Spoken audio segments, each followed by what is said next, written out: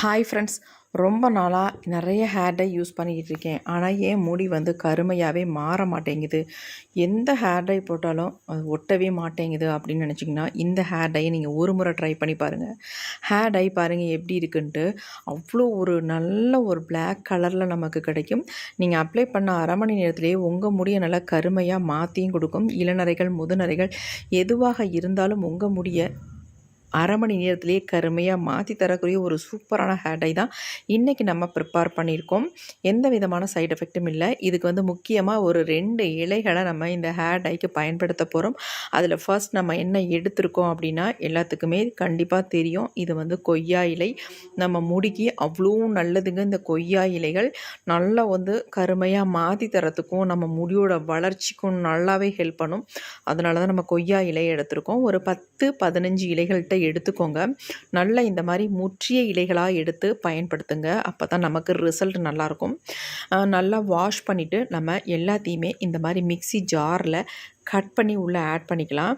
இந்த மாதிரி கட் பண்ணி ஆட் பண்ணிக்கிட்டிங்கன்னா உங்களுக்கு ஈஸியாக அரைப்பட்டு வந்துடும். அதுக்காக தான் இந்த மாதிரி கட் பண்ணிக்கிறது. அதில் நாரெல்லாம் இருக்கும் பாருங்கள், பின்பகுதியில் அதெல்லாம் எடுக்கணுன்ற அவசியம் இல்லை. அப்படியே நீங்கள் எல்லாத்தையுமே கட் பண்ணிவிட்டு உள்ளே ஆட் பண்ணிக்க வேண்டியது தான். கண்டிப்பாக வாஷ் பண்ணிக்கோங்க. ஏதாவது பூச்சி புழுக்கள் இருக்கும், அதனால் வாஷ் பண்ணிவிட்டு இந்த மாதிரி ஆட் பண்ணிக்கோங்க. அடுத்து இது கூடவே இன்னொரு முக்கியமான இலையை நம்ம சேர்க்க போகிறோம். அதுவும் நம்ம முடிக்க அவ்வளோ நல்லதுங்க. இது என்ன அப்படின்னா, பப்பாளி இலைகள் தான். இந்த பப்பாளி இலையை தான் நம்ம எடுத்துருக்கோம். இதில் ஒரு அரை இலை மட்டும் நமக்கு போதுங்க. இது பெரிய இலையாக இருக்குது. ஒரு ஆஃப் எடுத்துக்கிட்டோம்னா தாராளமாக நம்ம முடிக்கு போதும். இதுவும் அப்படி தான், நம்ம முடியோட கருமைக்கு அவ்வளோ ஹெல்ப் பண்ணும். இளநரைகள், முதுநரைகளுக்கு ரொம்ப உதவியாக இருக்கும். ஆல்ரெடி வாஷ் பண்ணதான். இதை இந்த மாதிரி சின்ன சின்ன பீஸாக நம்ம கட் பண்ணி உள்ளே சேர்த்துக்கலாம். இது ரெண்டும் அவ்வளோ ஒரு சூப்பரான ரிசல்ட் நமக்கு கொடுக்குங்க.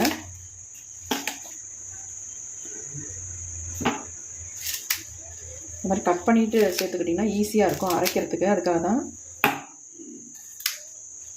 இப்போ நம்ம போதுமான அளவுக்கு இலைகள் எடுத்துட்டோம். இது வேண்டாம், காம்பு பகுதி இருக்கட்டும், இது வேண்டாம். இந்த அளவுக்கு நம்ம எடுத்துக்கிட்டோம். இப்போ இதை நம்ம அரைச்சி எடுக்க போகிறோம். கொஞ்சம் தண்ணி ஊற்றி நம்ம அரைச்சி எடுத்துக்கலாம். நல்லா ஒரு அரை டம்ளர் அளவுக்கு தண்ணி ஊற்றிக்கலாம். ஊற்றிட்டு இதை நல்லா அரைச்சி எடுத்துக்கலாம். முடிஞ்ச அளவுக்கு கொஞ்சம் நைஸாக நம்ம அரைச்சி எடுத்துக்கலாம். இப்போ நான் அரைச்சிட்டு வந்துடுறேன். இப்போ நம்ம அரைச்சி எடுத்துகிட்டு வந்தாச்சு. பாருங்கள் எந்த மாதிரி இருக்குது அப்படின்ட்டு. நல்லா டார்க் க்ரீன் கலரில் இருக்குது. இதை நம்ம எப்படி பிளாக்காக சேஞ்ச் ஆக்க போகிறோன்னு பாருங்கள். செம்மையான ஒரு கலரில் நமக்கு கிடைக்க போகுது. இப்போ நம்ம இதை ஃபில்ட்ரு பண்ணி எடுத்துக்கலாம். அப்படி நம்ம யூஸ் பண்ணோம்னா திப்பி திப்பியாக இருக்கும். அதனால் ஃபில்ட்ரு பண்ணிக்கலாம். பவுல் எடுத்துகிட்டு இந்த மாதிரி நல்லா ஃபில்டர் பண்ணி எடுத்துக்கலாம். இதில் அதிகமாக தண்ணி சேர்க்க வேணாம். ஒரு அரை டம்ளர் மட்டும் நம்ம தண்ணி சேர்த்தா போதுங்க. அதிகமாக சேர்த்துற வேண்டாம்.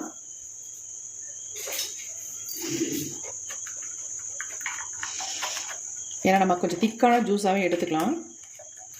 பாருங்கள், நல்லா திக்காக ஜூஸ் இருக்குது. ரொம்ப தண்ணி சேர்க்க வேண்டாம். நல்லா இந்த மாதிரி ப்ரெஸ் பண்ணிட்டோம்னா சூப்பராக வடிஞ்சிருச்சு பாருங்கள்.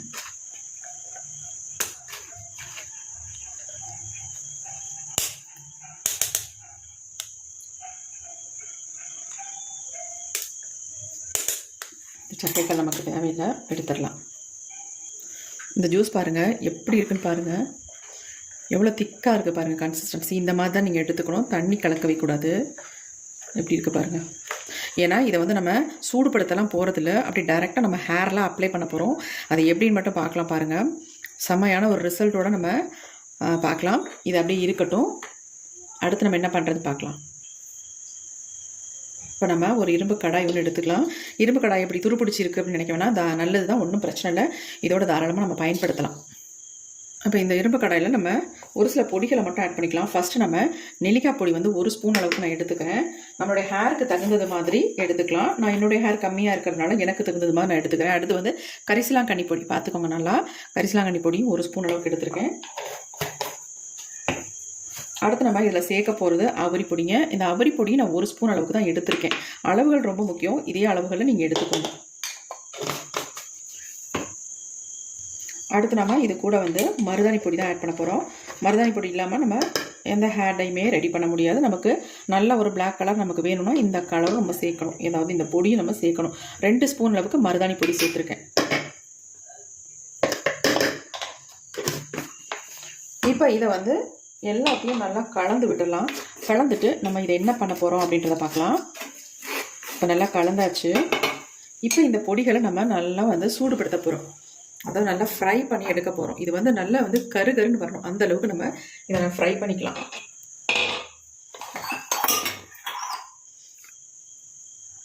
இப்போ நம்ம அடுப்பில் வச்சுட்டு ஸ்டவ்வையும் ஆன் பண்ணி விட்டுடலாம். லோ ஃப்ளேம்லேயே வச்சு இதை நல்லா நம்ம ஃப்ரை பண்ணி எடுத்துக்கலாம்.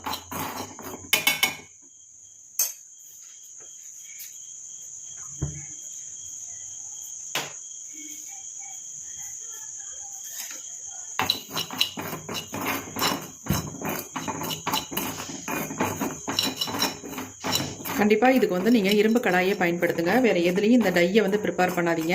இந்த மாதிரி நீங்கள் ப்ரிப்பேர் பண்ணும்பொழுது உங்கள் முடியில் அப்ளை பண்ண உடனே நமக்கு வந்து கருமை நிறம் நமக்கு சூப்பராக கிடைக்கும்.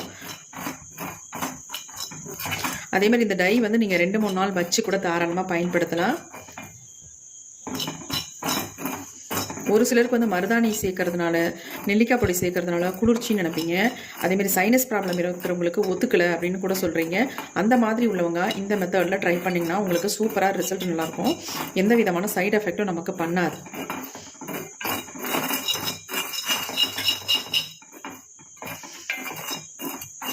இந்த பொடி எல்லாமே நமக்கு நாட்டு மருந்து கடையில் கிடைக்கும். ஏன்னா ஒரு சிலர் வந்து கேட்குறீங்க, அக்கா இது எங்கே கிடைக்கும் இந்த பொடி அப்படிலாம் கேட்குறீங்க. அதனால தான் நான் சொல்கிறேன். நம்ம ஃபைனலாக இதில் வந்து இன்னும் ஒரே ஒரு பொடியை மட்டும் கடைசியாக சேர்த்துக்க போகிறோம். அதை நம்ம இதில் ஃப்ரை பண்ண வேண்டாம், டைரெக்டாக அப்படியே வந்து ஆட் பண்ணிக்கலாம். ஃப்ளேமை வந்து நல்லா குறைச்சி வச்சு நம்ம இதை வந்து ஃப்ரை பண்ணிக்கலாம்.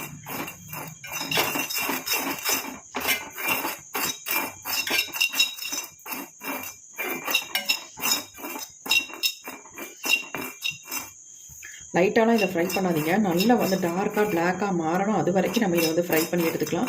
கொஞ்சம் இந்த மாதிரி புகை வரதான் செய்யும். அப்போ ஃப்ளேமை வந்து நல்லா குறைச்சி வச்சுட்டு இப்போ நான் ஸ்டவ்வை வந்து ஆஃப் பண்ணிட்டேன். ஏன்னா அந்த ஹீட்லேயே நல்லா இன்னும் கொஞ்சம் டார்க்காக பிளாக்காக மாறிடும். அதுக்காக நான் ஆஃப் பண்ணிட்டேன்.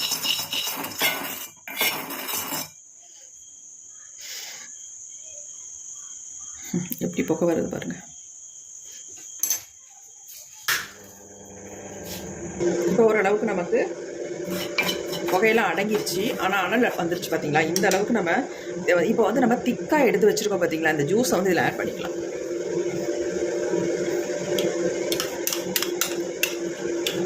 இதில் கவனிக்க வேண்டியது என்னென்னா, இந்த ஜூஸ் வந்து நல்லா திக்காக இருக்கணுங்க. தண்ணியாக ரெடி பண்ணிடாதீங்க. இதை வந்து நல்லா கலந்து விட்டுடலாம். கொஞ்சம் நல்லா மிக்ஸ் பண்ணி விடுங்க. மிக்ஸ் ஆகாது. கலக்க கலக்க நல்லா நமக்கு மிக்ஸ் ஆகிடும். கட்டிகள்லாம் இல்லாத அளவுக்கு நல்லா இந்த மாதிரி கலந்து விட்டுருங்க.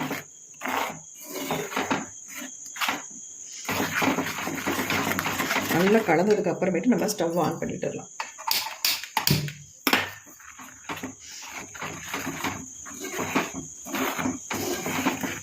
கொஞ்சம் கொதி வந்தோடனே நம்ம ஸ்டவ்வை வந்து ஆஃப் பண்ணிக்கலாம். இந்த மாதிரி பயன்படுத்தும் பொழுது நமக்கு எந்த விதமான சைடு எஃபெக்டும் பண்ணாது. நம்ம முடியல சூப்பராக கலர் வந்து கொடுக்கும். நல்ல வந்து கலர் வந்து பிடிக்கும்.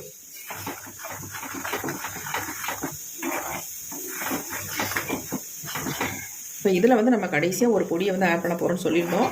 இப்போ நம்ம ஆட் பண்ணக்கூடாது. ஸ்டவ்வெல்லாம் ஆஃப் பண்ணிவிட்டு நம்ம நல்லா ஆற வச்சதுக்கு அப்புறமேட்டு ஆட் பண்ணி வச்சிடலாம். பாருங்கள் இதோட கன்சிஸ்டன்சி எப்படி இருக்குன்னு பாருங்கள். அந்த இரும்பு சட்டிலேயே எந்த அளவுக்கு வந்து பிளாக் கலர் பிடிக்குது பாருங்கள். எப்படி பிடிக்குது பாருங்கள். இப்போ எவ்வளோ ஸ்மூத்தான ஒரு கன்சிஸ்டன்சிக்கு வந்துருச்சு பாருங்கள். பாருங்கள் எப்படி இருக்குன்ட்டு. இளநரைக்கெல்லாம் ஒரு சூப்பரான ஒரு ஹேர் டைன்னு சொல்லலாம். இளநரைகள் நிறைய பேத்துக்கு, சின்ன சின்ன குழந்தைங்களுக்குலாம் இளநரைகள் இருக்குது. அவங்களாம் இதை ரெகுலராக வாரத்துக்கு ஒரு டைம் மட்டும் பயன்படுத்திட்டு வந்தால் போதும். இளநரைகள் எங்கே இருக்குன்னு தேடணும். நீங்கள் 2 டைம்ஸ் அப்ளை பண்ணாலே உங்கள் இளநரைகள்லாம் மறைஞ்சு முடி வந்து அந்த அங்கங்கே வந்திருக்க வெள்ளை முடியெல்லாம் கருமையாக மாறிடுங்க. அவ்வளோ சூப்பராக நமக்கு ரிசல்ட் கொடுக்கும். எப்படி இருக்குது பாருங்கள். இப்போ நம்ம ஸ்டவ்வை வந்து ஆஃப் பண்ணிடலாம். நமக்கு நல்ல ஒரு மை கன்சிஸ்டன்சிக்கு வந்துச்சு பாருங்கள். அப்படியே இருக்கட்டும், கொஞ்சம் ஆறட்டும். இப்போ பாருங்கள் நல்லா வந்து ஆறிடுச்சு. இப்போ இதில் வந்து ஒரு முக்கியமான ஒரு பொடியை நம்ம சேர்க்க போகிறோம். சேர்த்துட்டு தான் நம்ம ஹேரில் அப்ளை பண்ண போகிறோம். ஓவர் நைட்லாம் வைக்கணுன்ற அவசியமே இல்லை. நம்ம சேர்த்தோன்னே நம்ம ஹேரில் அப்ளை பண்ணிக்கலாம். அதுதாங்க அன்னபீதி. அன்னபீதி தான் நம்ம சேர்க்க போகிறோம். நல்லா 1 ஸ்பூன் அளவுக்கு அன்னபீதி பொடி எடுத்துக்கோங்க. அதுக்கு மேலே நீங்கள் போட வேண்டாம். 1 ஸ்பூன் அளவு கரெக்டாக இருக்கும். போட்டு நல்லா கலந்து விட்டுடலாம். இப்போ இதை வந்து நம்ம ஹேரில் அப்ளை பண்ணிக்கலாம். நம்ம ஒரு 5 நிமிஷம் மட்டும் இதை அப்படியே விட்டுடலாம். 5 நிமிஷம் மட்டும் இருக்கட்டும். அதுக்கப்புறமேட்டு நம்ம எடுத்து ஹேரில் அப்ளை பண்ணிக்கலாம். அப்படியே இருக்கட்டும். ஏன்னா அது மிக்ஸ் ஆகணும்ல, அதுக்காக ஒரு 5 நிமிஷம் மட்டும் விட்டுடலாம். அப்படியே ஒரு மூடி போட்டு வச்சிடலாம். இப்போ நம்ம வந்து டை ஓப்பன் பண்ணுறதுக்கு முன்னாடி கையில் வந்து க்ளவுஸ் போட்டுக்கிட்டேன். ஏன்னா க்ளவுஸ் போட்டு தான் இதை தொடணும், இல்லைன்னா நம்ம கையெல்லாம் அப்படியே கருன்னு பிடிச்சிருங்க. இப்போ நம்ம ஓப்பன் பண்ணி பார்க்கலாம். எப்படி இருக்குது பாருங்கள் கன்சிஸ்டன்சி. நான் சொன்ன மாதிரியே நல்லா எவ்வளோ அருமையான ஒரு டை வந்து நம்ம ப்ரிப்பேர் பண்ணியிருக்கோம் பாருங்கள். நல்ல பச்சை கலரில் நமக்கு அந்த ஜூஸ் இருந்துச்சு. ஆனால் அதெல்லாம் மிக்ஸ் பண்ணி எடுக்கவும் நமக்கு எவ்வளோ ஒரு பிளாக் கலரில் இந்த டை வந்து கிடச்சிருக்கு பாருங்கள். இதை அப்படியே நம்ம ஹேரில் எடுத்து அப்ளை பண்ணிக்க வேண்டியதான். நல்லா ஸ்கேல்ஃபில் படுற மாதிரி நல்லா தேய்ச்சி அப்ளை பண்ணுங்க. உங்கள் முடியெல்லாம் ஒரு நொடியில் கருன்னு மாறிடும். அதுக்கப்புறமேட்டு நீங்கள் ஒயிட் ஹேர் வந்ததுக்கு அப்புறமேட்டு நீங்கள் ஹேரில் அப்ளை பண்ணால் போதும். அவ்வளோ ஒரு சூப்பரான ஹேரை. கண்டிப்பாக இதை வந்து ட்ரை பண்ணி பாருங்கள். எப்படி இருக்கு பாருங்கள்.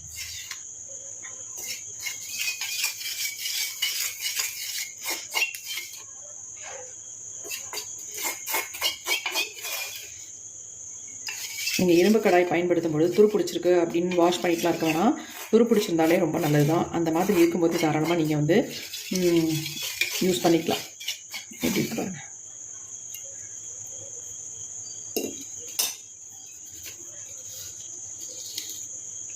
பாருங்கள் எப்படி இருக்குன்ட்டு டை.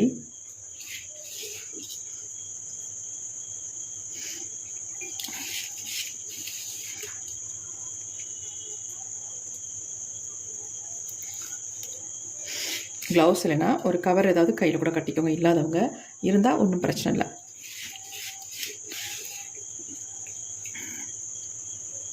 எவ்வளோ சூப்பராக நமக்கு டை வந்து கிடச்சிருக்கு. கண்டிப்பாக ட்ரை பண்ணி பாருங்கள். இளநரைகளுக்கு ஒரு சூப்பரான ஒரு ஹேர் டைன்னு சொல்லலாம். நரைமுடிகள் எல்லாமே நல்லா கருன்னு மாற்றிடும். ட்ரை பண்ணி பார்த்துட்டு எப்படி இருந்துச்சுன்னு கமெண்ட்ஸ்லாம் கமெண்ட் பண்ணுங்கள்.